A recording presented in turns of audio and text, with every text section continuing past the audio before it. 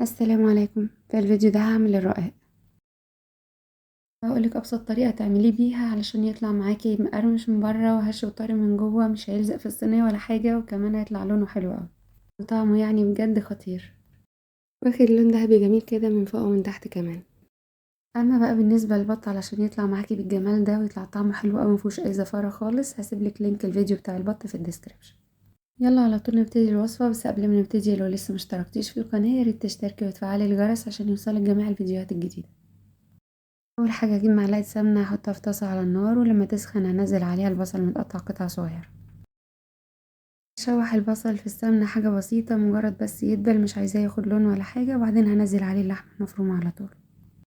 وبعد ما انزل اللحمه المفرومه بحاول افك اي تكتلات فيها كده علشان تبقى كلها زي ما انت شايفه، وبعدين انزل ملح وفلفل وبهارات ورشه قرفه صغيره.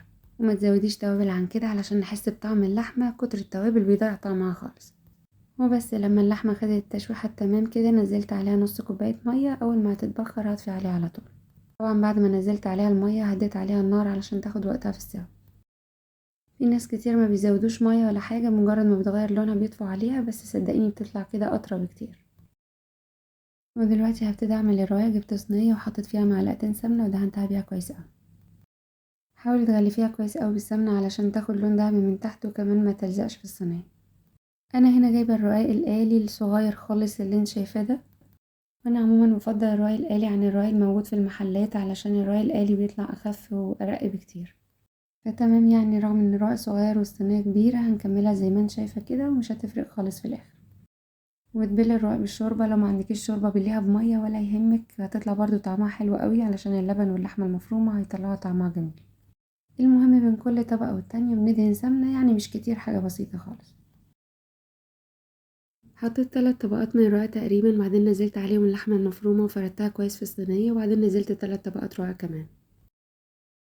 وتقدري تعملي الصينية دي بربع كيلو بس من اللحمة المفرومة، هتبقى تمام اوي. ولا هنحتاج نحط بيكنج باودر او اي حاجة تخليها هشة، هي هتطلع هشة وخفيفة واحلى من الجلاش كمان. وبعد ما حطيت ال3 طبقات اللي من فوق كمان، وطبعا بينهم سمنة، قطعت الرقاق قبل ما ادخله الفرن. وانا بقطعها مش بوصل للطبقة الاخيرة علشان مخليش اللبن ينزل تحت ويتحرق، انا مجرد بعمل علامات عليها علشان بعد ما تطلع ما تتكسرش معايا. وبعدين جبت نص كوباية من اللبن، حطيت عليها ملح وفلفل اسود ونزلتها عليها. بمجرد ما نزلتها عليها شربتها على طول، وادهن الوش بالسمنة، وبعدين ادخلها الفرن. دخلتها فرن سخن على درجة حرارة 200، وشغلت لها كمان المروحة. تقدري لو ما عندكيش مروحة تشغلي الشواية بعد ما تاخد لون دهبي من تحت. وبس كده عملنا رقاق باللحمة بمنتهى البساطة، طعمه حلو قوي، ما خدش وقت ولا مجهود، وشكله زي ما انت شايفة، ده الظهر بتاعه كمان مش الوش، يعني قلبته ما لزقش في الصينية ولا حاجة، من فوق ومن تحت واخد لون دهبي وقرمشة جميلة كده من بره، وطري وخفيف جدا من جوه، وطعمه بجد يعني خطير. اما بالنسبة للبط هسيبلك لينك الفيديو في الوصف.